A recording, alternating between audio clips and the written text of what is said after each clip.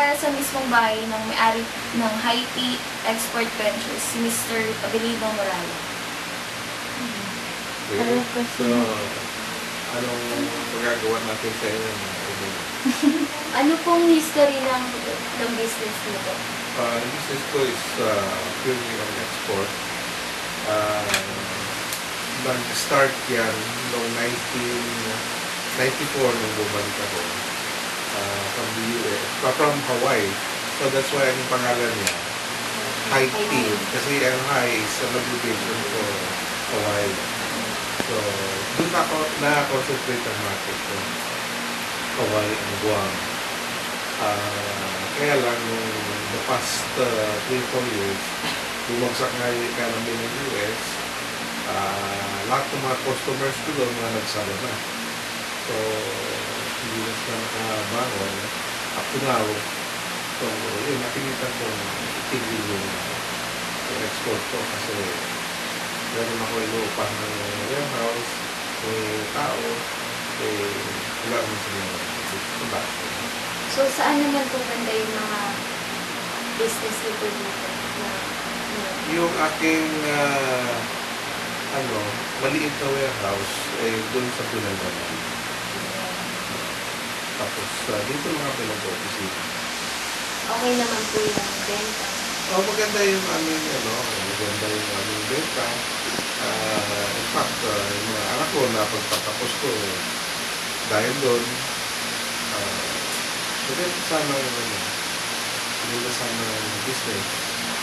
Yun lang po yung... Pero at the same time, napopromote yung mga products sa Philippines. Pero ongoing ba po siya international? Wala na nga, wala sa market eh. Yung ang mali ko lang kasi, baka concentrate na ako sa isang market.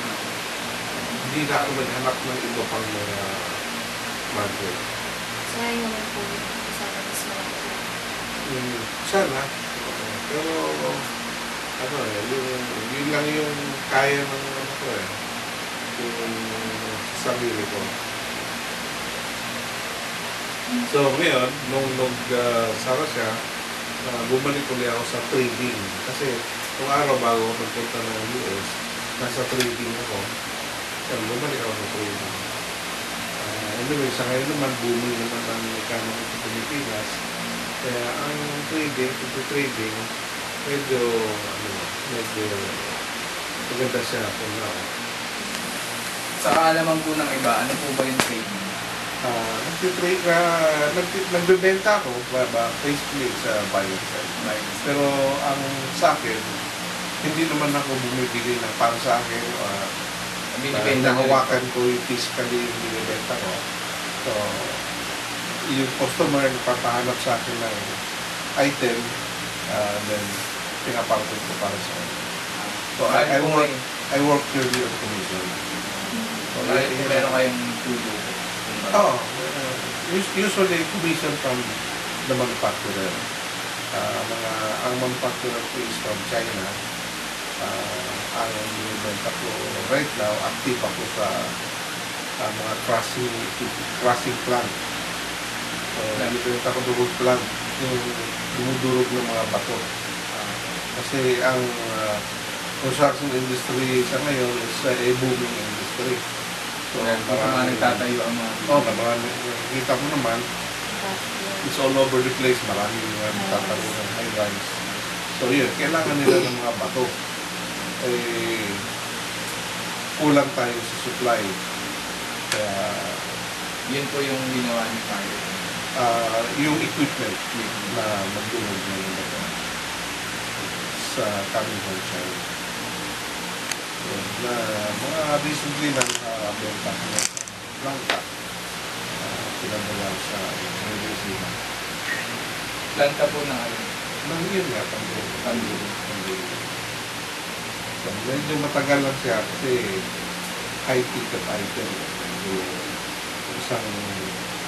Isang planta would be around lahat-lahat yung investment mo mga 20 million. 20 million po? Million. So, matagal lang yung negotiation.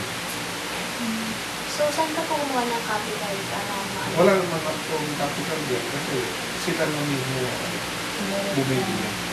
Yung buyer, sila nag-open ng LC doon sa manufacturer. Okay, I just work with the regulation. Yun lang ang libangan ko ngayon kasi wala namang export. Pero plano ko rin i-revive yun yung export ko, especially ngayon na medyo unti-unti na gumaganda yung economy sa US. Nakabangon na po sa global recession. Ang nakakabaon ko. Hindi pa naman po pero kailangan makaposisyon ka na bago siya Lumago. tumugo. So, ang plano ko naman to export kasi dati was exporting ang handicraft, mga Philippine mga accessories. Ngayon naman ay planning to go into coffee. Coffee? Saan Kape. po nag-serve sa kape? Type of food. Kape? Di ba di ba po sa US? Marami madami talagang pong coffee. coffee. So, it's a matter of marketing strategy din. Paano mo i-pitch yung... Kasi po, mayroon na nga po dyan mga iba-ibang Marami naman. coffee shop. Pero may shortage pa rin sa coffee. It's not coffee shop, yung bibenta mo Kasi yun. nag-export ka ng kapeng barako. Coffee beans. Mga coffee beans. So, maganda naman ang products natin. So, mga 5 source na maganda sa Benguet, Batangas. sa Batangas, Mount Caluraria, Malwag Mountains, may mountains sa Bicol. Mostly, ang maganda sa Bukidnon. Doon na din po kayo nag-focus. Nag-ano pala? Nag-apply po. Nag-paplan pala. So, Ano po napapayo mo sa mga aspiring entrepreneur?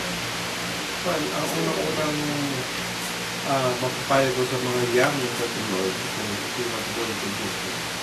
Lahat ng mga business na yan, ano yan, profitable yan.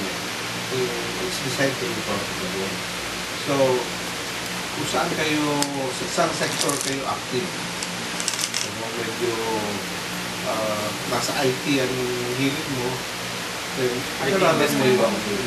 business na business ng on IT. So, ang maipayo ko lang sa inyo, huwag kayong maging yung lechon manok mentality. What do I mean by that? Ito mga used tayo mga Pilipino, gaya-gaya tayo eh. Noong araw, pag sinabi ng lechon manok, ang dami kaagad namin, every corner may lechon manok na eh. Gaya-gaya. Yung nauso yung zago, ako lahat na naman mayroong zago. Nauso yung bilyaran, yun na naman lahat. Huwag kayong Copycat. sumali sa gano'n. Pag-aralan nyo kung nandun yung interest nyo, nandun yung... Kasi pag nagsawa kayo, madali bumitaw. Nagsawa ka na. Kung nandun yung passion mo, yun ang ipupurso mo. Kung ano yung business related doon sa passion mo. Para nandun yung interest. Based po dun sa experience na nangyari sa inyo, ano po, bukod pa po dun sa pinapayo sa amin, ano pa po yung struggle na company. Siguro, kung yung huwag kayong mag-depend sa isang naman lang. Ako baga po nag-i-innovate lang po kayo. Kagaya nung ako, nag-depend na ako sa Hawaii. Thinking na one of these days mabagsak yung economy ng US. Kasi hindi ko iniisip na babagsak ng US. Kasi, syempre, maganda rin yung economy nila. US. So yun, nung dumapa sila, sabay-sabay. Sabay-sabay kayo dumapa. Buong mundo. Oo, kaya dapat widen yung market mo. Mawala yung isa, Merong isa. mag-process. Diba?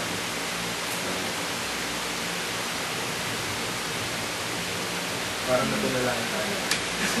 Sige po. Thank you po sa oras po na Stop na? Opo. Eh, well, Thanks naman. ano po Sa, kwento? wala pa nga, love life. Love life po. Sige, sa love life po.